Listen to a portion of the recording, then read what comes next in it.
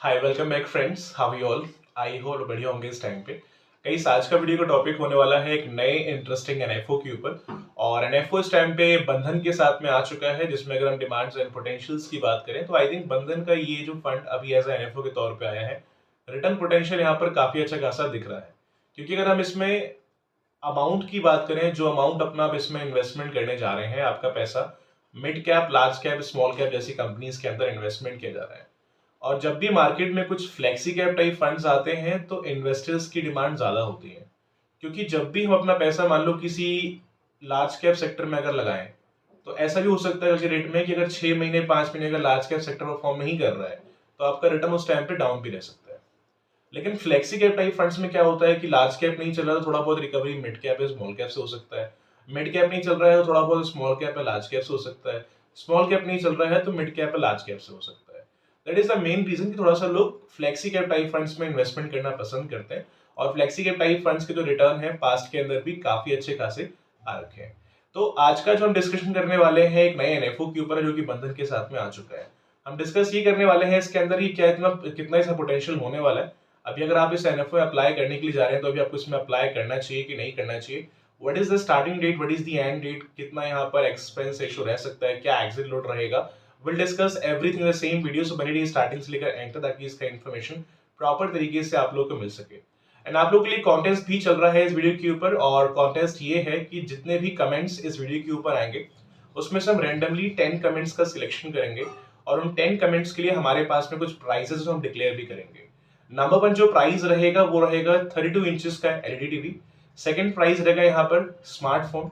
Third prize रहेगा smart watch. Fourth prize रहेगा यहाँ पर होम थिएटर। एंड फिफ्थ से लेकर 10th तक जो प्राइज रहेगा वो रहेगा एयरबड्स। ठीक है।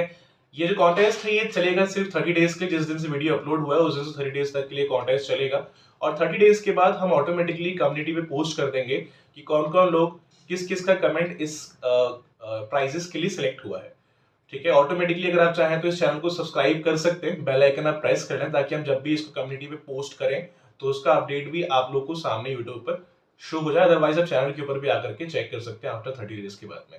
इस कॉन्टेस्ट को ये कॉन्टेस्ट एलिजिबल तभी होगा जब इस वीडियो के ऊपर 10 के लाइक्स और 10 के कमेंट्स कंप्लीट हो जाते हैं।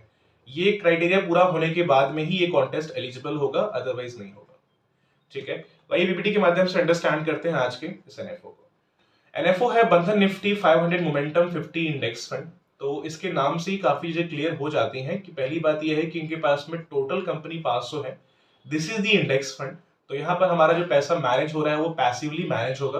पैसिव इन्वेस्टमेंट्स के रिटर्न काफी अच्छे देखे गए हैं पास्ट के अंदर, इसीलिए काफी लोग कहते हैं कि try to invest in the index fund. अगर आप बढ़िया आदमी से सलाह लेंगे तो सिंपली आपको हमेशा बोलेगा कि आप इंडेक्स फंड में इन्वेस्टमेंट करो, क्योंकि इंडेक्स फंड में जो पैसा मैनेज करने का तरीका है वो काफी शानदार तरीका रहता है। तो इनके पास टोटल कंपनीज हैं 500। एंड 500 में से आपका पैसा इन्वेस्ट कर रहे हैं बेस्ट मोमेंटम 50 कंपनीज के अंदर। अब 500 जो कंपनी है उसमें लगभग 250 कंपनी होंगी स्मॉल कैप की, 150 होंगी मिड कैप की, और 100 कंपनी यहाँ पर होंगी लार्ज कैप की। तो टोटल हो गया 500। तो 500 में से पैसा आपका बेस्ट मोमेंटम 50 कंपनीज में जा रहा है।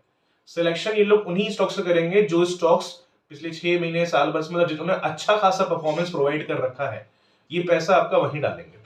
इवन पैसे इन्वेस्टमेंट करने के बाद भी यहाँ पर रीबैलेंसिंग भी होगी। रीबैलेंसिंग होगी साल में 2 बार, जून में और दिसंबर मंथ में।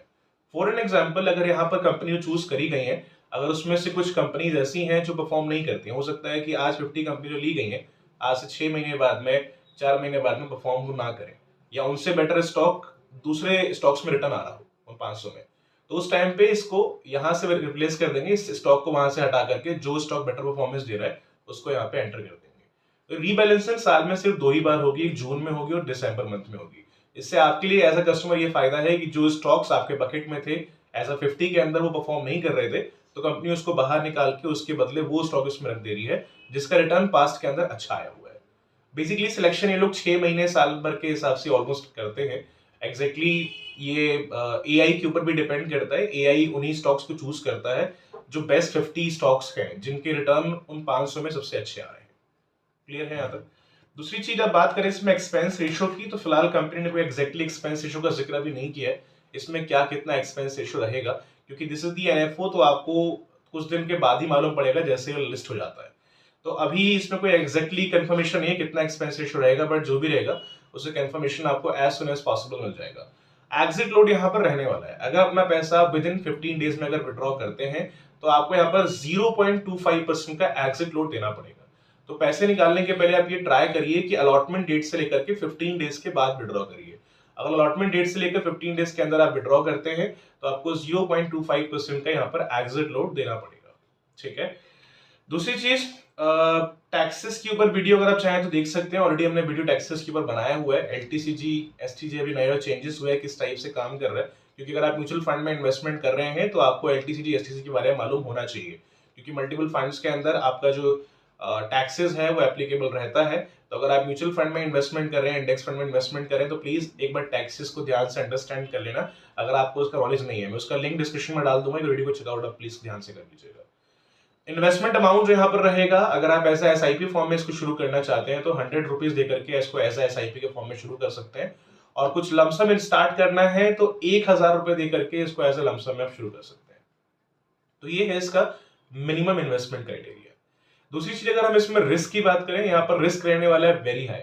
तो इन्वेस्टमेंट करने के पहले आप ये भी अंडरस्टैंड करना है कि जो फंड आप परचेज करने जा रहे हैं, जितना इसमें रिस्क अवेलेबल है उतना आप रिस्क ले सकते हैं कि नहीं। अगर ले सकते हैं, सारी टर्म्स एंड कंडीशन अगर समझ में आती है, तो ही आगे बढ़ने का आप अगर डिसीजन लेना चाहें तो ले सकते हैं। Now in the last we will discuss कि अगर हम इस एनएफओ में अप्लाई करने के लिए जा रहे हैं तो अभी हमें अप्लाई करना चाहिए कि फिलहाल इसके लॉन्च होने का वेट करना चाहिए। तो देखिए, अगर हम इस एनएफओ की स्टार्टिंग डेट और एंड डेट की बात करें तो इसका जो एंड डेट है वो है 24 अक्टूबर का, और स्टार्टिंग डेट है 14 अक्टूबर का। अगर आप इसको एज एनएफओ फॉर्म में अप्लाई करेंगे तो एनएबी का प्राइस 10 रुपए के हिसाब से रहेगा, अलॉटमेंट आपको 10 रुपए के हिसाब से दे दी जाएगी, और अलॉटमेंट डेट है इसका 29 अक्टूबर का। अगर आप इसको एनएफओ पीरियड में अप्लाई करें या फिर एनएफओ पीरियड के बाद अप्लाई करें, ज्यादा कोई फर्क नहीं पड़ता है। ठीक है, एनएफओ में अप्लाई करोगे तो ऑलमोस्ट 10 रुपए का एनएबी है, और एकदम से एनएबी 2 रुपए 5 रुपए नहीं भागता है, बढ़ता भी। अगर मार्केट बढ़िया भी चल रहा है तो कुछ पॉइंट मान लो इंक्रीज हो जाएगा। बट मेरा सलाह ये है कि ये जो फंड है, इट्स नॉट रिकमेंडेशन वीडियो, मैं आपको रिकमेंड नहीं कर रहा हूँ कि इस फंड में आपको इन्वेस्ट करना ही चाहिए। वो अपने रिस्क टेकिंग कैपेसिटी और अपने प्रोफाइल के हिसाब से आपको खुद चूज करना होगा। बट अगर मैं आपको इस फंड का रिटर्न बताऊं, जिस तरीके के फंड, इस टाइप के फंड ऑलरेडी पास्ट के अंदर काफी आ चुके हैं, अगर हम उनसे एग्जांपल लें तो इसमें रिटर्न काफी अच्छा रहा है। जो कंपनीज इसके अंदर हैं वो कंपनीज शानदार हैं, और आपका पैसा बेस्ट 50 कंपनीज में लगाया रहता है, और बेस्ट 50 मोमेंटम कंपनीज है। तो ग्रोथ का चांस, पोटेंशियल का चांस लॉन्ग टर्म के हिसाब से काफी अच्छा खासा हो सकता है। प्लस ये है कि इंडेक्स फंड है, तो जहां तक मुझे लगता है, अगर मैं अपने हिसाब से अगर लॉन्ग टर्म के लिए अगर इन्वेस्टमेंट करना चाहता हूं तो आई थिंक मेरे लिए फंड आज के डेट में काफी बेनिफिशियल है। बट स्टिल एक बार अपने एंड से एक छोटा सा अपना पोर्टफोलियो बनाइए। आपके पोर्टफोलियो के हिसाब से कितने साल के लिए आपको जाना चाहिए, कितना अमाउंट आपको इन्वेस्ट करना चाहिए, कितना आपका इनकम है, कितने खर्चे हैं, सब कुछ हटाने के बाद कितना आपके हाथ में बच रहा है, उसमें से कितना आपको लिक्विड रखना चाहिए अमाउंट अपने पास, कितना आपको इन्वेस्ट करना चाहिए। अगर 10,000 बच रहा है तो do not invest whole 10,000 rupees, try to invest some amount in this fund, और थोड़ा सा और दूसरी जगह पे डाइवर्सिफाई करिए। थोड़ा सा आप इस टाइप से थोड़ा सा अपना पोर्टफोलियो बनाइए, ताकि आपको आइडिया मिले कि आप जो फंड परचेज करने जा रहे हैं आपके लिए बेनिफिशियल है कि नहीं है। फिर भी कुछ अगर डाउट, अगर कुछ क्वेरीज रहता है रिगार्डिंग दिस, अपना क्वेश्चन आप रेज कर सकते हैं कमेंट में। I will try to give the answer as soon as possible. तो मिलते हैं नेक्स्ट वीडियो में, तब तक के लिए हैव अ नाइस डे।